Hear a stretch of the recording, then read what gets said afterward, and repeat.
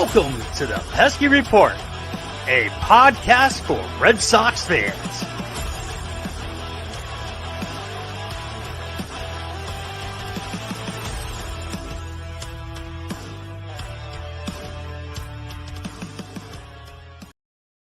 What is up, everybody? Welcome to episode 182 of the Pesky Report presented by Belly Up Sports Media. I'm Brandon. Joining me tonight is Ed. We're the only two that were able to come on here and discuss this series that we just saw against the Toronto Blue Jays. And I just want to start off by saying it is good to be back. I have not been on the show for a couple weeks now because of different things coming up. And most recently, a hurricane blew right over my house, which was quite the experience in and of itself. But all things are good, and I'm back. So let's go. Yeah, man. How are you holding up after that? That's did you guys lose? Like, where in Florida are you, first of all? I am in Northeast Florida in Jacksonville. So we were spared of the majority of anything. We did get some pretty heavy winds and some rains and stuff like that, but nothing compared to what the southwest portion of the state got. We didn't have any flooding locally. I actually was in the yard all day today cleaning up like downed tree limbs and stuff like that. But that's the extent of our damage, so I'm pretty okay with it. Yeah, no, I mean, it could always be worse. And it sounds like you definitely didn't get the bulk of it like some people have gotten. No. So I'm good. Glad to have you back. I was gone last week too, because Feast of the Trumpets for you, Rosh Hashanah for me. Right. Pretty big holiday for both of us. How was yours? Was it good? It was good. It was very enjoyable.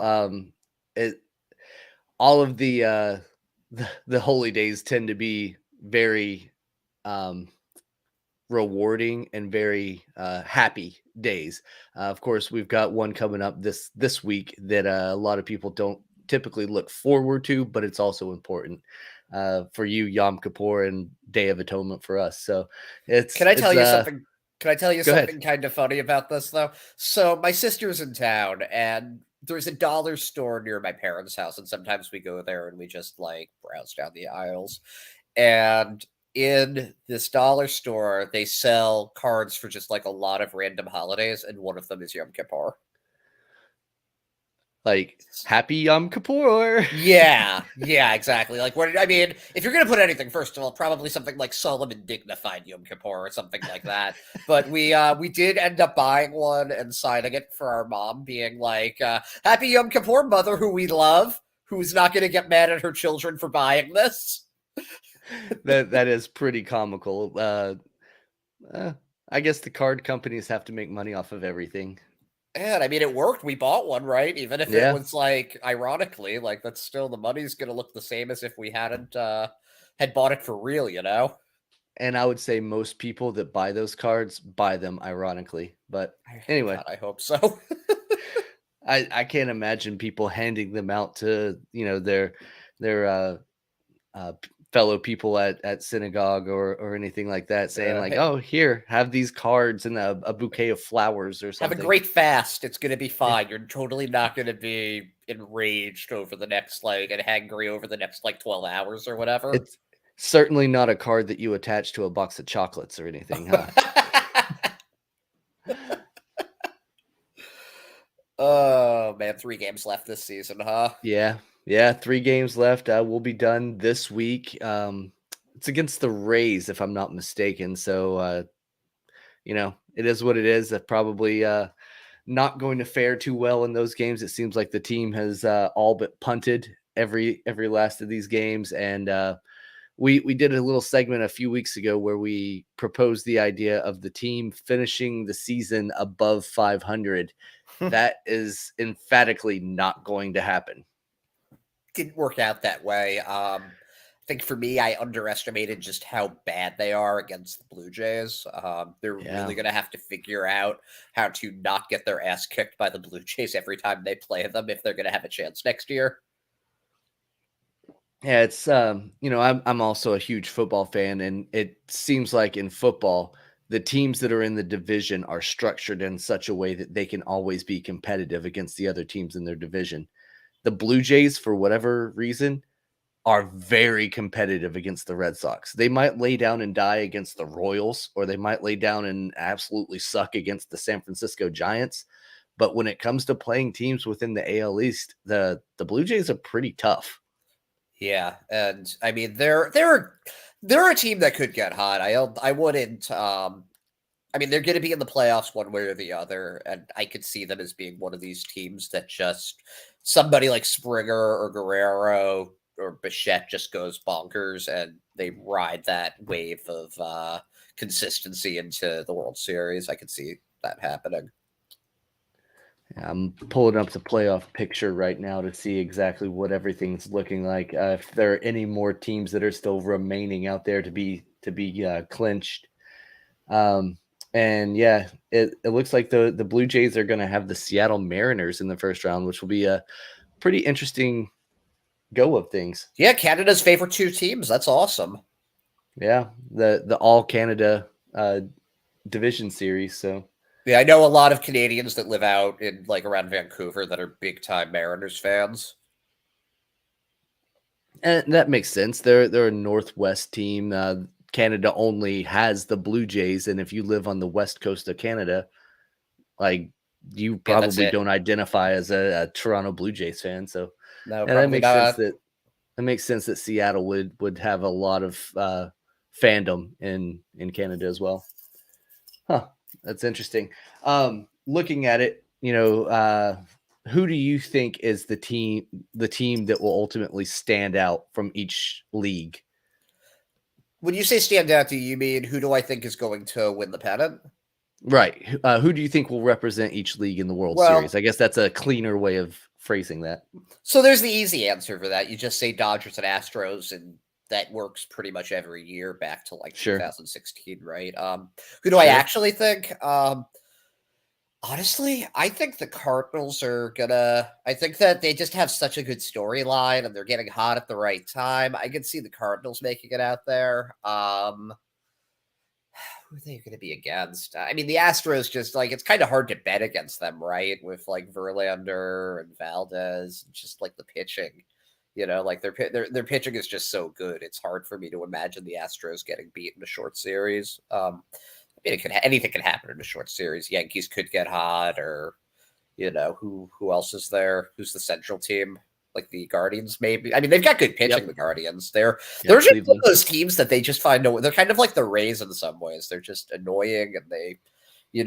Like they might not be the sexiest team on paper, but you get them out there and they play as a team, and they've got Jose Ramirez and Shane Bieber, and just a nasty rotation. So I mean, Emmanuel Clase is as good as you're gonna get as far as closers go. James Karamchik, like they're a good team. The Guardians. I'm not really. The wild card teams don't do a lot for me. I know I just said the Blue Jays could go and kick some ass, and maybe they can. The Mariners, I don't know. I just don't. I'm glad they're in the playoffs. I don't see them as really doing a lot. The Rays, Glasnow's back. Anything could happen, but I'm not seeing it with them for this year. I guess in the NL, who do we have in the NL? It's the Cardinals. I think Dodgers. The Braves and the Mets are duking it out for their division, right? Yeah. As of right now, the Braves would be the 2 seeds, so they're automatically in the DS. Okay. And the Mets would face the Padres in the wild card. Who are the other wild card teams? St. Louis and Philly. Okay. And then who won the Central then? Well, St. Louis is. Did St. Louis win? St. Louis, yeah. St. Louis is the NL Central representative. Okay, but they wouldn't be the 2nd seed. They'd be the 3rd seed. They would be the 3rd. That's correct. Okay. I mean, you can see the Mets doing something there. They just have like such a good team. Like how DeGrom and Scherzer back to back for the playoffs, and then Bassett. Like that's going to be really tough for any team to be able to overcome that. But like the Dodgers are really good. I don't really see like I feel bad for the Padres. They're like the middle child of the NL West. I almost hope that the Padres do win against the Mets in the wild card, just so that we could see a Padres and Dodgers division series. I think that would be a lot of fun to see those two teams clash in a high stakes series like this. I think I predicted at the beginning of the year that it was going to be like a Mets Dodgers wild card, so I was kind of close for that. Yeah, you were pretty spot on for that. Then Well, you just missed it by one round. It's these high spending teams. I just never feel that like confident about. It's always like the teams that really do well. They're the ones that like it's like the Astros, where they spend a lot of money, but it's not like like Uncle Steve doing it. Mm-hmm. Uncle Steve just said luxury tax. I don't think so. That's the bare minimum. Luxury tax. I think you mean the Steve Cohen tax. Yeah. He created his own tax bracket. It's funny because it's true. Yeah, I do agree though. I think St. Louis on the National League side of things, they have gotten hot at the right time, and they are just so talented. They like just look around their infield, and they have like Gold Glovers left and right. Yeah, Goldschmidt, Arenado, Edman. Who's their shortstop now? It's not DeJong anymore, is it? No, he went to Milwaukee, if I'm not mistaken. I know Gorman got sent down. He got called. He was like up for a bit at second, and he was hot, and then he got sent back down. But no, they've got a really nice team there. Trading for Jordan Montgomery helped them. They've got great leadership between Molina, Pujols, and Wainwright. Like I think that's it. I don't even know if like they're objectively that great of a team, but like the storyline, it's too good, And sometimes the teams. Sometimes there's like a little bit of magic going on in situations like that, And could you just Molina and Pujols like walking off into the sunset? Be pretty cool. The perfect ending for sure. Let's see. Second base, they have Brendan Donovan. Oh yeah, he's had a good rookie year, kind of out of nowhere. Yeah. And then shortstop, they Edman plays second sometimes and shortstop. Yeah, and, I like Tommy Edman. Paul DeJong is still on the team. So yeah, I thought I think Colton Wong is the one that went to the Wong. The that's Brewers. right. I think it was Wong. That's right. But they've got some good outfielders. Dylan Carlson's a good young outfielder. Tyler O'Neill, I think, is hurt, but he was doing, he hit like 37 home runs or something last year. And that's a guy that he's only on the 10-day IL, I believe. So he could come, if they make it to the division series, he should be ready around then to come back. And that's, like you said, a big bat to have coming back. What's generally your favorite round of like the postseason? I typically love the championship series, the AL and NLCS. I think that's where you typically get the best ball played. I mean, especially as a Red Sox fan, 04, 07, those were the series, was the ALCS, and then the World Series were both sweeps. So it was like, whatever, the World Series was, it was just that was just the feather in the cap, especially 04. Of course, all of our Red Sox fans know what happened in 04, coming back from 3-0, winning against the Yankees, the whole thing, the bloody sock, this and that, that was the epicenter of sports for all of us, especially back whenever we were like 18 years old or whatever it was. Oh, I was younger than that. I was a sophomore in high school. Okay. And I graduated high school in 03, so I was a freshman in college. Oh, okay. You're my sister's year. You were the same year that my sister was. Yeah, I graduated college in 2007, so I got to do the 07 World Series in college, which was I was the only Red Sox fan in my dorm, so that wasn't so great. Yeah, a lot of Indians fans, and I can say that because they were the Indians then. I remember back in 03, which I graduated in 03, so my freshman year I went in August or whatever to college, and then the 2003 ALCS with Aaron Boone and all that stuff, the walk-off in the seventh inning. That was a traumatic experience for me in college because I lived on the dorm with a bunch of the guys that played on the college baseball team, and for some reason every single one of them were Yankees fans. So that's funny. That's really sucked. funny. That sucked for me. No, oh my God, my 2003, I remember I cried a lot Uh-huh. And then this is very cringe. This is actually more cringe than just me crying over this. I took like an old shirt and I wrote like a poem dedicated to the 2003 team, and I wore it to school the next day. Yeah, I didn't get laid till well into college. I'll tell you that right now. That team was so good, though. They were so likable. They were The- like Todd Walker was like my favorite second baseman on the team for such a long time. Freaking Mhm. loved Walker. It was a good Nomar season. Yeah. And his But- last full season, which we Yeah, didn't know last that full then, but Oh no, of course not. But I think Damon was Damon on that team. I think Damon was Veritek. I Nixon. know Tech was. Nixon was definitely. Damon makes sense that he was there. Manny was on that team. Manny No, they was were on just. that I mean, team. that was Ortiz's first year. No, it was Oh. it was a super likable team. You know who I think was on that team? Jeremy Giambi. I think you're right. Timmy Wakefield was there.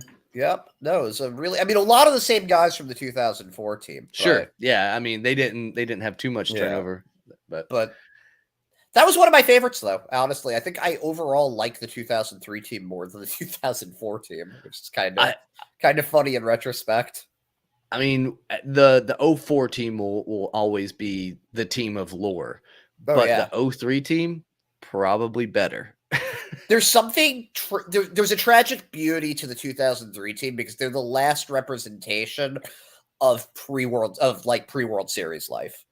Yeah. So there was something for people that are much younger than Brandon or myself.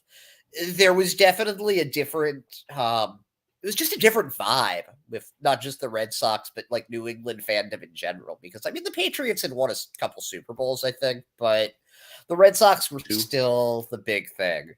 They really were, and there was still this like, and maybe this is why, like, if you follow me on Twitter, and you'll notice that I do not hold current Red Sox fans in the highest esteem. It's because y'all don't know what it was like prior to that, when there really was a reason to feel all of this self-pity, you know? Yeah. Yeah. We lived through the last bit of the bad times. Yeah. Obviously we weren't alive for the entire 86-year drought. So I don't think it's really fair for us to say that like we suffered for all that. But I mean, we were even there for the 86 team, you know?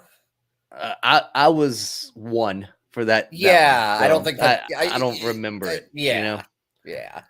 Because I was born in 85, so I don't really remember 86. I was probably crying at the same time, but it's probably because I crapped my diaper Yeah, and not because yeah. I was sad about the team.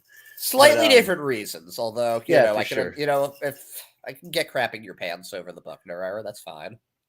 But I mean, I remember going and seeing a Roger Clemens game when I was a kid. Oh, that's I cool. remember Wade Boggs was my favorite player growing up. I wanted to be Wade Boggs, probably why I have facial hair today, and why I Strike like zone fried control. chicken. Love me some Wade Boggs. That's a man that knew how to hit. Played Oh, it yeah. simple. My son's middle name is Wade because of that man. So, yeah, I grew up deeply entrenched in Red Sox love, and then 03 was kind of like that moment where I thought that this was our year. This is going to be the time that we break through and win not only the ALCS, but we go on and win the World Series. And then Aaron Boone. Yeah, man. But it's funny because we were just saying best teams, worst teams before the show started, like best Reds. Because I'm seeing a lot of people talk about. I think there was an article that like a Dan Shaughnessy thing or something like that about this is like one of the worst Red Sox teams ever. And it's like, no, it's not. This is a mediocre team. Are they entertaining? No. It's actually very frustrating because they should be better than they are. And they just couldn't get it together. But I wouldn't say this is one of the worst teams I've ever seen. How about you? I think it's unfair to call this one of the worst teams that we've ever seen because we only saw them healthy for about a month and a half stretch. And during that month and a half, whenever everyone minus even a few guys weren't healthy then, like Chris Sale, but during that stretch where the majority of the team was healthy, they were pretty good. It's just the injuries kept popping up, and we weren't able to really get a consistent flow of like good fortune and good health at the same time, and it led to a very, very subpar season. But I don't think this is one of the worst teams I've ever seen. Was there? So you wouldn't say like you hate this team then? You would not say this is a Red Sox team that you just truly despise. No, I didn't truly despise them. I didn't hate them, but I was disappointed by them. Yeah, I think I that kind of sound like a parent, don't I? Oh, I'm not mad at you. I'm just disappointed. That's how I feel. So what's a team then that you really just didn't like then? What? Let's see. Was it 2011 was a fun year, but they had that epic collapse at the end. And then 2012 was an absolute crap year. If I remember correct, that was the Bobby Valentine season. That was the Bobby Valentine season. And that was one that I can definitively say that I did not enjoy. What was it about that team's character? Was it just that they were losing, or was it something about like the personnel? I think it was a little bit of, all of the above. That they brought in Carl Crawford, who was supposed to be like this, huge savior for the outfield, who was going to right the wrongs, and then he sucked. He needed Tommy John. He was part of the 2011 team. He just never really got it. Yeah. He need Tommy John surgery or something. Something, yeah. It's just something that you don't hear about outfielders needing. Yeah, no, and let's see. I'll pull it up real quick. Yeah, he only played in 31 games in 2012, so he was kind of a bust. Then they all got traded to the Dodgers, I think, at the end of the season, which kind of paved the way for the 2013 team, which people forget. Adrian Gonzalez actually was pretty good at Boston. I think people very quickly forgot that he hit like 330 or something like that his first the 2011 season. It was just there was no urgency. He did not have a good personality to play in Boston. I just felt like that team they were individuals and they weren't a team. You had guys on that team that just didn't really care about being a Boston Red Sox player. They cared more about being themselves and making the money and just being, professional ball players, but not Red Sox players, if that makes sense. You know who was very likable from that team, though? Do you remember Cody Ross? Cody Ross was a likable guy, yeah. He was a very likable player. I mean, look at him now. He's gone on to have a good post-playing career. What's he up to now? He was managing last time I heard. I thought that was David Ross that was managing. That's right. David. There was David Ross and there were Cody Ross. And I think Cody Ross was 2012 and then David Ross was 2013. Right. Cody Ross was the outfielder.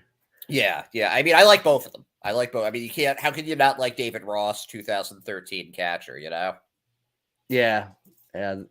Similar names. Yeah, very similar names. It's funny because that 2012 team, the thing that I hated the most was that they traded Youkilis. Yeah. Because Valentine did not like Youkilis. They butted heads. That's right. Yep, which I think retrospectively that ups Youkilis' popularity within the fan base. But it's so funny. Him and Will Middlebrooks have just run parallel together, because Middlebrooks ended up replacing Youkilis, won a World Series in 2013 and kind of just was never able to get his bearings. And now they're both, they both work for NESN now. That is interesting. What was one of the teams that you didn't like? Just didn't like? 2015 and 14 were just kind of.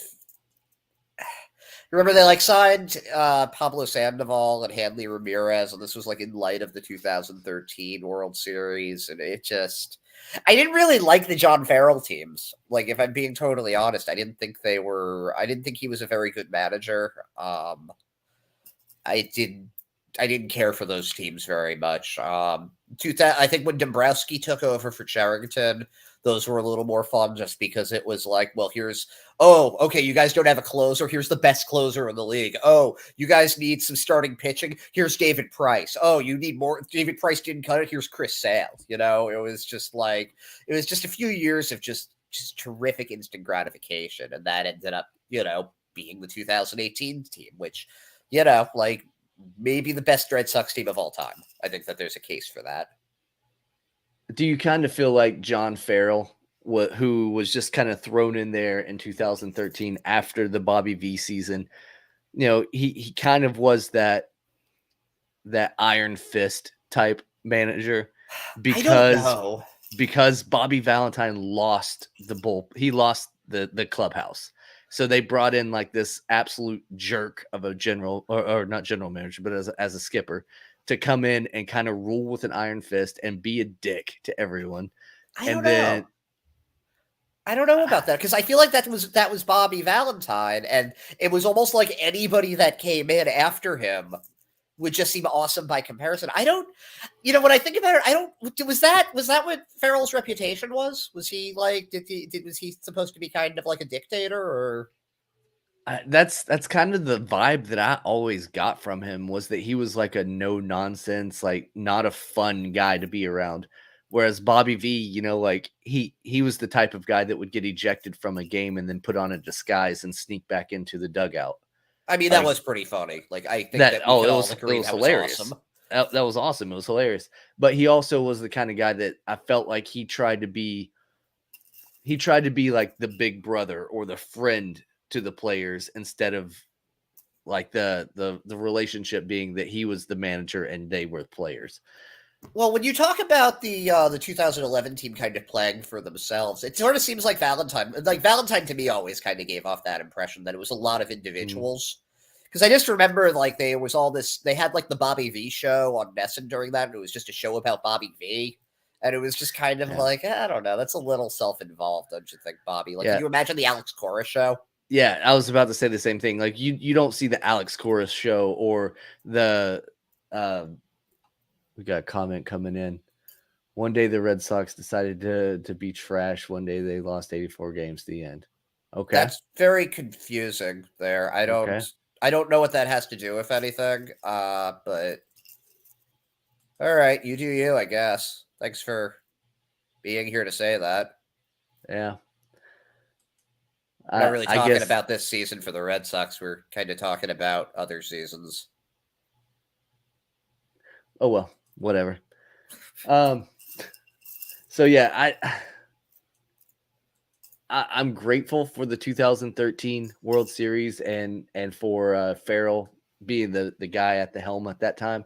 But truth be known, I don't think the Red Sox were supposed to win it in 2013. No, I think they kind of lucked up into that World Series victory, and that kind of gave him a job for the next 3 or 4 seasons. Okay, so I have a really crazy question to ask you, and I hope that nobody takes this question the wrong way. But if it gets on Twitter, someone will take it the wrong way. That's probably true. Oh well. If the marathon bombing hadn't happened, do you think the Red Sox win the World Series that year? Oof. That is kind of a loaded question. I mean, they did rally around the whole Boston Strong and like the whole "this is our city" speech that Ortiz gave and all that stuff. So I think that did kind of inspire a certain level of like, let's do this for the city. Similar to what was it back in 2001, the Yankees rallied around the whole 9/11 thing and stuff like that. So I think whenever there is a tragedy in your city, teams do kind of try to gravitate to that. You've seen it a lot since, with Hurricane Harvey in Houston, the Astros adopted the Houston Strong moniker, and they went on to have success that postseason as well. So I think that was kind of something that brought everybody together. but I don't know. I can't Yeah. say if that never happened, would they still win? Yeah, I mean, think I it don't think helps. that it guarantees anything. Look at 9/11. The Yankees didn't win the World Series. They that didn't year. win, but they rallied around that, Yeah. and they made a pretty good run at things. Oh but- yeah, but I mean, it also happened late season instead of early Right. season. right. So I always wonder that, like, I'm of the belief that baseball and the rest of the world, like, the narratives tend to run very parallel with each other. And if it's happening like around baseball, you'll see it in like other current events, and vice versa. But yeah, I mean, this Red Sox team is just sort of sad. That's more than anything else. It was just kind of a bummer. What was your absolute favorite Red Sox team? Honestly, I really like last year's team, as I think I've been pretty vocal about. The 2021 team just absolutely overperformed to the point that they were 2 games away from the World Series. They had no right to, in a lot of ways, similar to the 2013 team, but I think that it was not more surprising, but it was more recent, so I like still feel that attachment to them a little bit more. I mean, Sure. the 2018 team was an absolute powerhouse. Yeah, I mean, it's easy to pick like one of the teams that won the World Series as your favorite, 04, 07, 13, 18. Let's disqualify those from this conversation just because Yeah. it's Yeah, no, I easy think that's to fair. latch onto that. 2008 me- was a fun team. 2008, yeah, I could see that being a fun one. For me, 1999, that was when I first really started getting into baseball. and that was the last time that the All-Star game was at Fenway, so that was a special season for Red Nomar Sox in the fans home as run well. derby. Fucking cool. Sorry, I didn't mean Pedro, to cut the you off, MVP. though. No, I wanna hear absolutely, yours. that's fine. For me, and even though they had the epic collapse in September, the 2011 team was so much fun for me. I Yeah, they enjoyed were that team a good. lot. They were good. That pitching rotation was, I mean, Jacoby like, Ellsbury should have been the MVP that season. I remember like the last month of the year, Ellsbury was just trying to pull the team on his back into the playoffs, like single-handedly, and it almost worked. And as much as I love Justin Verlander, I still resent that he got the MVP on the Cy Young Award when it really should have just been Ellsbury getting the MVP. Yeah, I agree. I always thought that it was a bit of a sham that Verlander ended up winning the MVP that season because that's what the Cy Young is for. Is the Cy Young is basically the MVP of pitchers. Yeah, it's And, sort of like and the their two MVP should be MVPs. the position. The only player that should be eligible for both is Shohei Ohtani, and he didn't play in 2011. You know, it would be really funny if Ohtani won the Cy Young Award, but not the MVP one year. That would be funny. Do you think? I know how I feel about this, but do you think that there is any kind of debate on who should be the American League MVP this season? It's got to be Judge. I agree. Like, I'm sorry, but like the Angels could have missed the playoffs without Shohei Ohtani. You know, they have Mike Trout and they have Shohei Ohtani, and they still missed the playoffs. Nobody deserves to win the MVP on that team.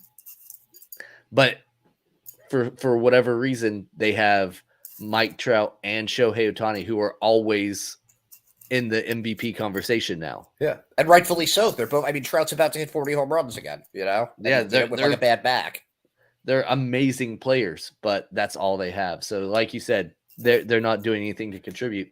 I remember back in whatever year it was, whenever McGuire and Sosa were having their home run chase, everybody gave the nod to McGuire as far as like the MVP votes because his team was in the playoff running, whereas the Cubs had dropped out and they weren't even in contention late in the season.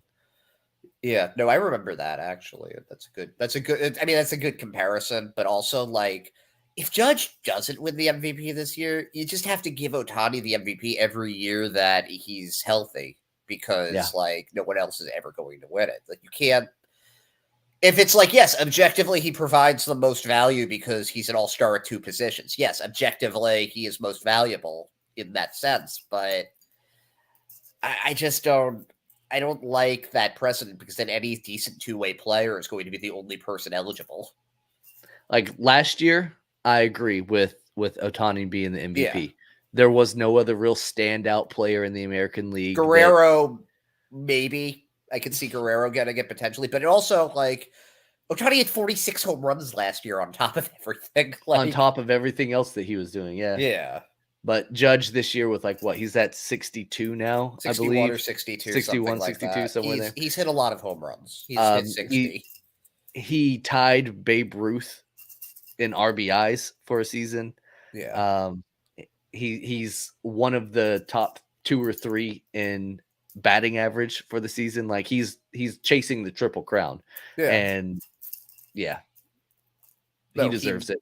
I say this as a Red Sox fan. I say this as somebody that's not that crazy about this year's Yankees team. It's got to be Judge. He carried that team on his back. Yep. Without him, are they even in the playoffs? I don't think they. I think that they're at the very least behind Toronto. Yeah, no, I agree. Let's see. Let's shift gears a little bit, and I want to talk about the future of the Boston Red Sox. We've talked a little bit about the past, so let's talk about the future.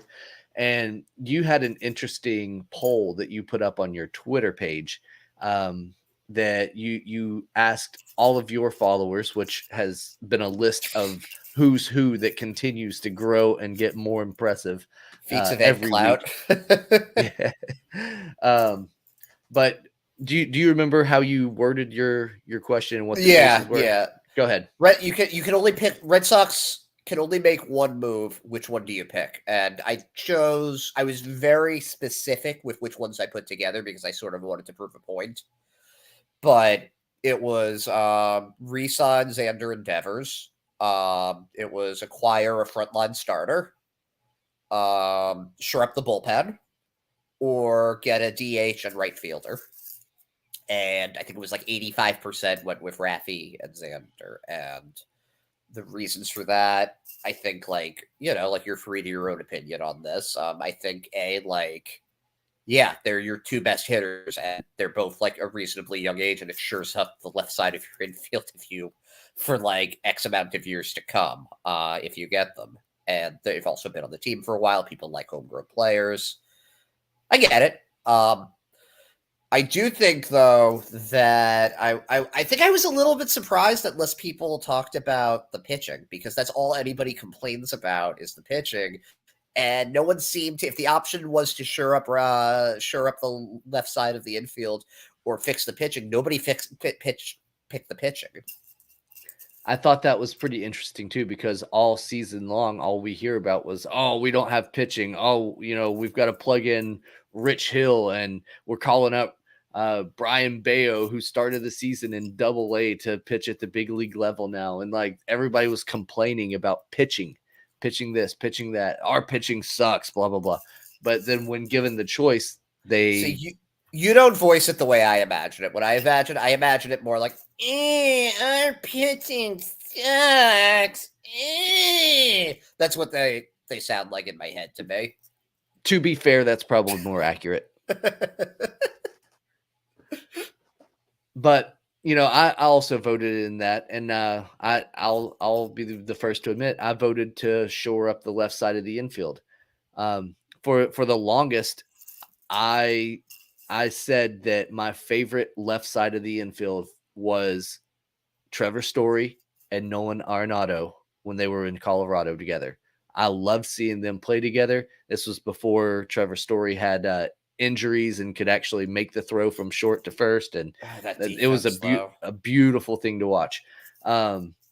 Since then, Xander Bogaerts and Rafi Devers, they have to be up there as one of the best, if not the best, combination on the left side of the infield in all of major leagues. And they're an absolute joy to watch. The only thing that I can think of is like Austin Riley and Dansby Swanson. That would be the only one that I would consider even like the same tier. And the reason I would give it to the Red Sox duo is because their prowess at the plate.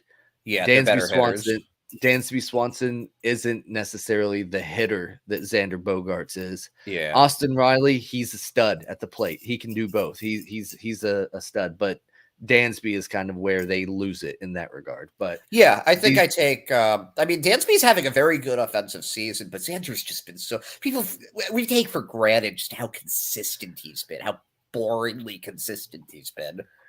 Yeah, it sucks having a guy in the middle of your lineup that consistently hits 300 and drives in 100 runs. It sucks so bad. It's just the worst.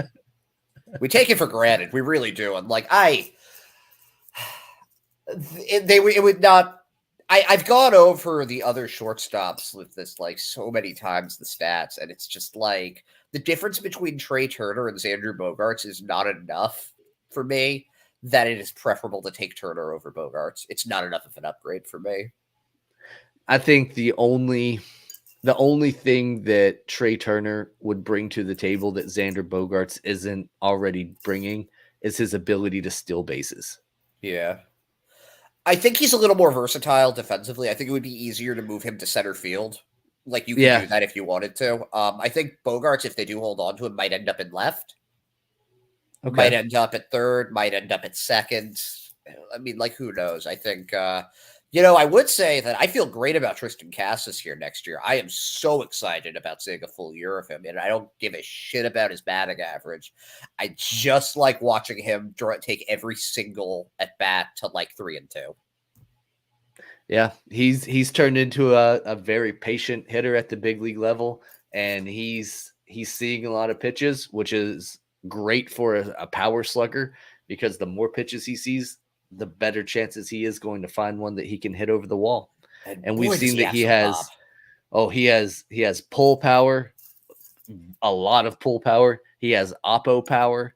And as he gets more and more comfortable at the big league level, you're going to see him hitting it opposite field, just driving the ball.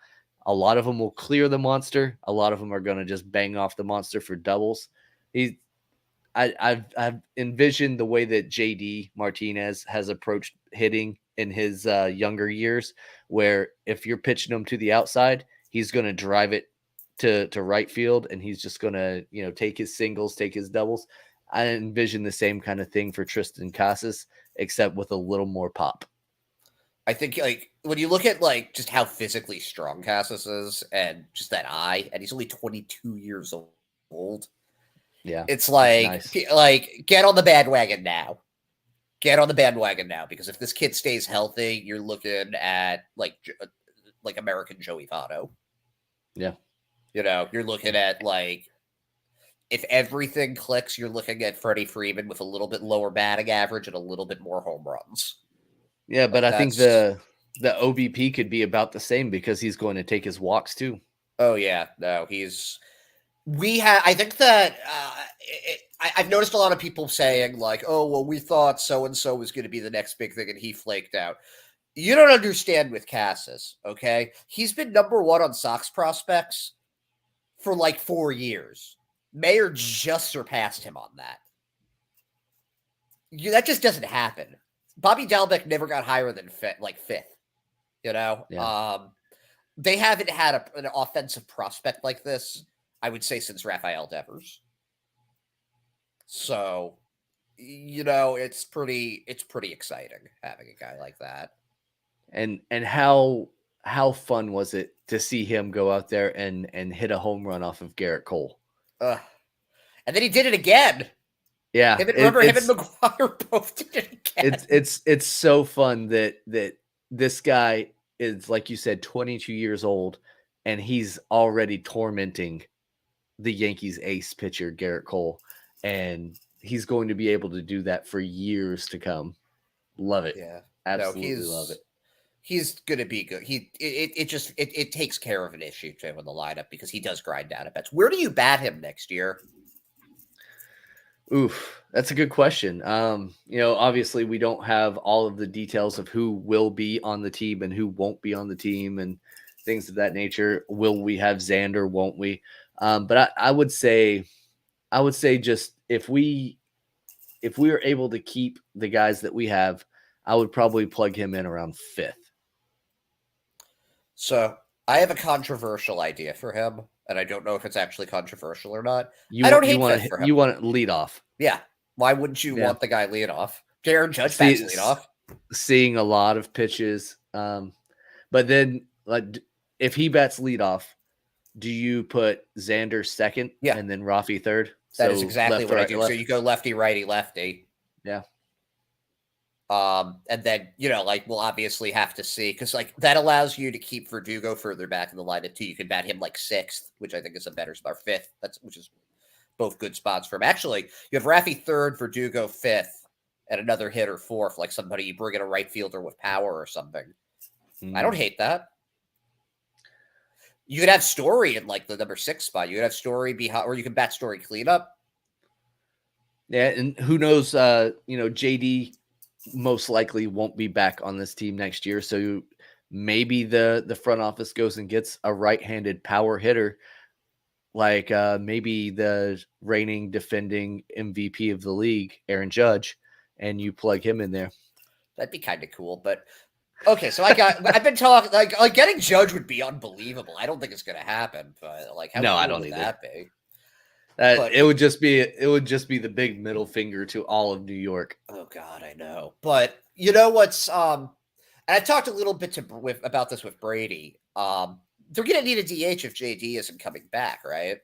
Yeah. You look at who's available. There's Jose Abreu. There's Trey Mancini. Who do you like as a potential DH to come in, or do you just use somebody that's already in a house?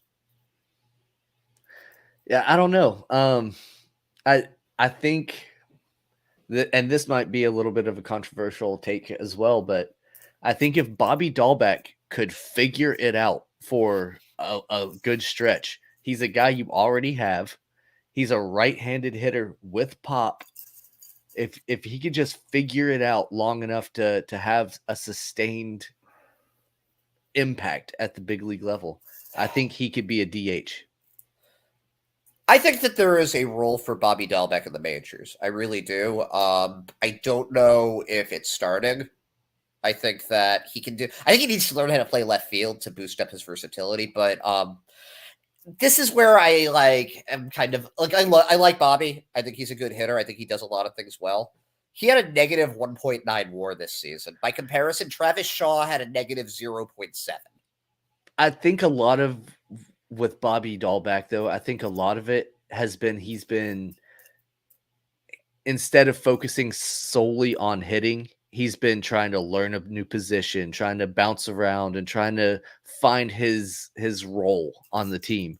Whereas if you go into a season and say, hey, your job on this team is to hit home runs. Your job on this team is to get RBIs. I think that could simplify things a little bit for him. Like, you're going to get 4 at-bats a game. You're not going to have to go out and field. You're not going to have to do anything else. You don't have to practice taking ground balls at first base or anything. Just go to the batting cages and hit. Hone your craft. I think that would be where he's most valuable. Well, I've got an idea with this then. We talked a little bit about this before. Let's just name a few players that might be back on next year's squad. Maybe they struggled this year, or maybe their contract is ending, and we say if we want them back on next year's team. If 20, let's just say 40-man roster, 26-man roster. Okay, so just a yep or a nope. Yeah, or we can say it's one of 3 things. Okay, 26, 40, no.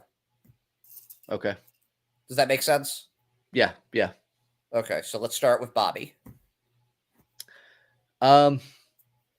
Based on what we were just talking about, I would say 26.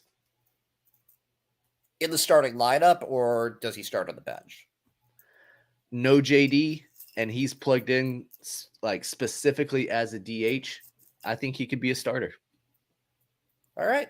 I go with 40-man roster on that. I'm not ready to cut the cord on him, but I think I want to see him do it. I want to see him learn how to play left field, basically. Just start him there and try for the AAA season.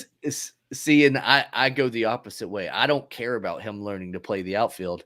I just want him to focus on hitting. Be the DH. Yeah. I think you believe a little bit more in his bat than I do. I think he has power, but his approach just always seems so like he can't make up his mind, like if he's taking the pitch or not, or if he's gonna. Sure. But I mean, definitely, I can understand why you would still be a believer in him. I think he's definitely shown. I mean, he homered today, right? Yeah. Drove in a couple Yeah. runs. He kind of has the Michael Chavis effect, and I think Michael Chavis had a similar path in that he was forced into playing all of these different positions where he wasn't a natural, and he kind of got lost in the shuffle, got lost at the plate because he was focused more on trying to do what was best for the team instead of trying to do what was actually best for the team. I mean, the thing where both of them have struggled a bit too is that neither of them are that good at drawing walks, and that's been Chavis's real weakness. But Yeah. I think that the comparison between them is very easy to make, and I don't think it's a bad comparison. I think I do prefer Bobby of the two. I think Sure. Bobby is the better overall player. Jaron Duran. No. You think so? Okay, just like trade him. Yeah. I'm out on Jarren Duran. I'm 40 man with him. I just think that the speed is a useful tool. I think that he needs to get his mental game figured out. Elite speed, but that one tool isn't enough for me to keep you around. Yeah. I think as far as outfield depth goes, you can do worse, but he's not that good defensively. His arm isn't very good. And he might really just be a change of scenery guy. I'll understand if they hold on to him just because you watch the guy run and you see how athletic he is, and it's just like, oh wow. But Rob Refsnyder. Yeah, I think there's a place for him. Definitely 40, depending on who we can acquire in the offseason to be an outfielder. I think that's definitely a 40-man spot for him. I go 26 for him. I'm fine with him starting against just crushing lefties. You could DH him against lefties, even depending on who you bring in there. And that actually brings to the next one, Tommy Pham. I'm a big fan of Pham. So I say 26 for him, but I know he hasn't been as lights out as my mind wants me to think that he's been since he's been with the Red Sox. But I don't dislike Pham. I don't think that he'd be unworthy of a spot, but I'm going to say no with it just because I think they could upgrade him. Yeah. He's a guy that I don't see him as taking a minor league deal. I think he would want to be on a big league roster somewhere. And if it's not in Boston, it'll be somewhere else. Yeah. He should be, though. He's a good player. I just think that they can do. I think that they really need to upgrade the outfield.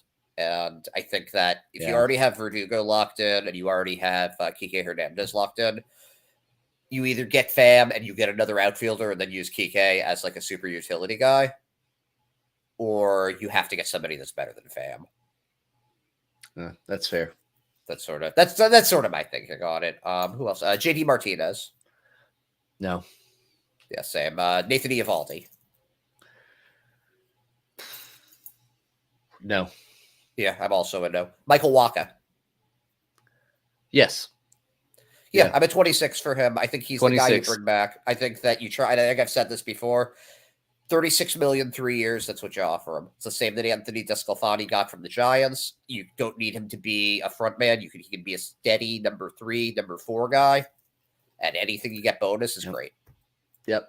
I mean, this year he has been the most reliable pitcher that the Red Sox have had. And he's gone out without question. Yeah, head and shoulders the best that we've had. And I think he's shown what he's capable of and shown what everybody thought that he would be back in 2013 when he came up as a rookie for the Cardinals. Yeah, he had a few good years, but he was never especially in recent years. I think he's really rediscovered himself, and I think he's also a product of that Tampa Bay cheat lab. He was down there for a little bit, got plugged in on their cheating formulas, and then now you see what happens. I mean, he was the first guy the Red Sox signed, remember? Bloom just swept in and nabbed him. So, but they obviously saw something they liked in him and did and it paid off.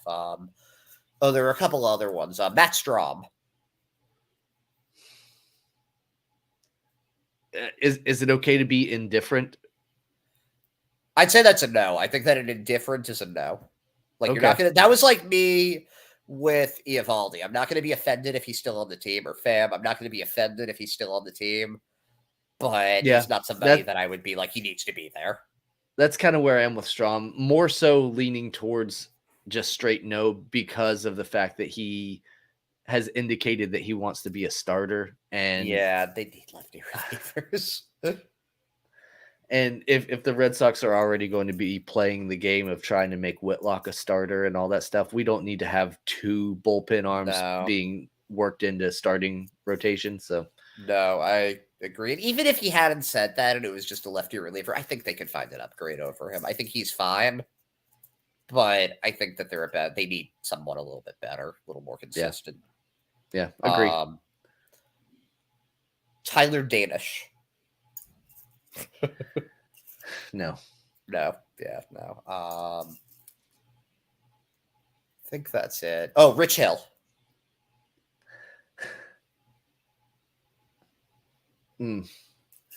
That's a hard one. I'm not the biggest fan of having anybody, not just Rich Hill, but having anybody that's 40 plus years of age plugged in as a starter. However, I know Rich Hill can be a guy that can come in and give you bullpen relief. So if he's able to be flexed in for spot starts and can come in and do long relief appearances, then I think there is a place for him on the 26. Yeah, I actually don't think he's the worst guy to have as a swingman for that exact reason, because this year there were a lot of issues with the left-handed portions of the bullpen, in that Matt Strom is the only left-handed portion of the bullpen right now. And has been basically since Jake Diekman was traded. So I think that having a guy like that you do gives you a little more left-handed depth isn't a bad thing. But I lean towards no, just because I think you can get that from Chris Murphy in AAA right now, or Brandon Walter. So younger arms that are probably a little bit cheaper. Yeah, and that might have higher ceilings too, because those two guys could still end up being like useful starters or useful setup men. I can't really imagine Rich Hill coming in like high leverage eighth inning or something. No, I agree. So I think that's pretty much everybody that that has question marks or whatever beside them. I think the big one for a lot of people will be JD Martinez, though. We kind of both agreed quickly to say no, but I've seen a lot of people out there floating around saying that the Red Sox need to give him the qualifying offer and all that stuff and try to.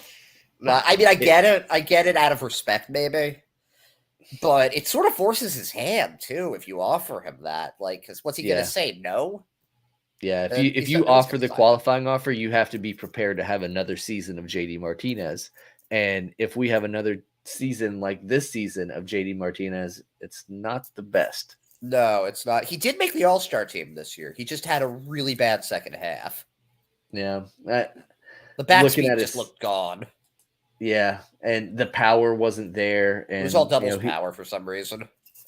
14 home runs this season for JD Martinez. You need more than that from your DH, especially in the American League, specifically the American League East, where the home run ball is pretty much king. And if your DH, the guy who's paid to be your best hitter, isn't hitting for power, not good. Well, let me ask you. If they bring JD Martinez back on like a $10 million deal or something, like how much is it? Just no under any circumstance, or is there a price that is low enough that they could go and you say, okay, JD, you can come back another year?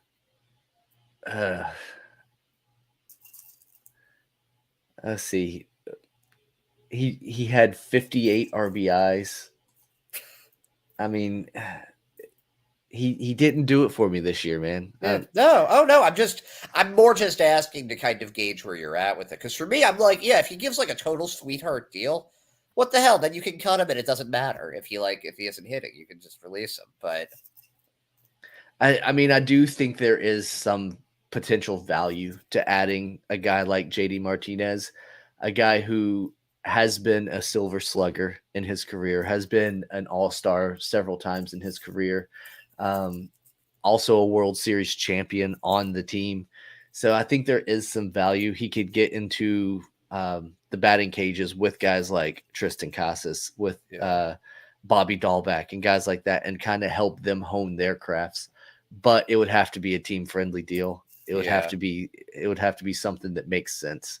Yeah. Definitely not the $20 million or whatever that he's getting paid. Yeah, the qualifying offer thing is just like the only guy right now that I would even think about that with for the Red Sox, maybe Michael Wacha. Mm-hmm. I don't think that I'd extend that to Eovaldi, honestly. Yeah, I don't either.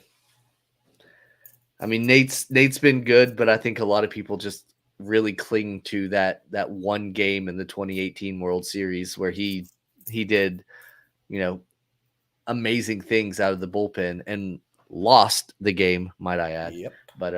But just the fact that he was out there hurling for like 6 innings in extras, all high pressure innings, that kind of cemented his legacy. He's been a good Red Sox player. He really has. He has. I wouldn't argue that. Like, no one will say that he didn't give the team everything he had. Better than expected. I'll say that. Definitely. But yeah, I think his time has come, and I think JD's time has also come. And I think whenever we sit down for the 2023 spring training, we're going to look at a much different 26-man and a much different 40-man. Yeah, man, it's gonna be a really fascinating offseason, and I'm looking forward to that. I'm really looking forward to this offseason. We have a lot of guests coming on that I'm pretty excited about. Oh yeah, there's gonna be a lot of movement, so it's gonna be fun. Yep, offseason's going to be fun for the Pesky Report, and it's also going to be fun for the Boston Red Sox. And, of course, you can get all of that news and information right here on this here little podcast.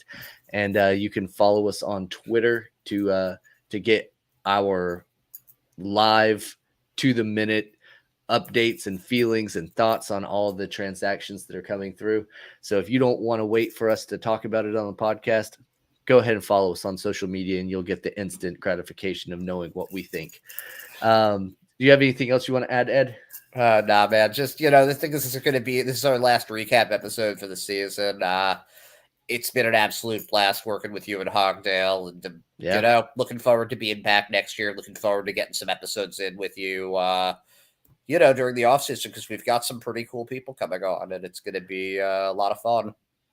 Yeah, it has been a lot of fun this season being part of the crew with Ed and Hogdale and myself. And, we do look forward to getting the band back together for 2023 and seeing all of that. But also this off season will be a lot of fun. I will just say that I have learned a lot about just being professional with this stuff and kind of coming in with a game plan. And I think that, just watching you, kind of how you, run a show, I've learned a lot just from doing that. You're very good at it, and that's been a really big thing for me this year. It's just been able to kind of learn from you and learn from Hogdale just every time I come on. Well, I appreciate that. Maybe I am good at some things, but you guys bring the knowledge to the table that I definitely ride your coattails on. So it's a team effort. It's a team. You guys let me leech off of your big brains. So. All right. So thanks everybody for listening and for downloading this episode, and make sure that you follow us in the off season, because we're not going anywhere. We'll be here even if the Red Sox aren't playing baseball. We're going to keep bringing you Red Sox news and updates. So subscribe, and all that good stuff. We'll catch you later. Thanks for watching. Make sure to follow us on Instagram, Twitter, and Facebook at Pesky Report. Make sure to like, subscribe, and leave a review. Thank you for listening to this Belly Up Sports Podcast Network product. Some said we go belly up, so we made it our name. And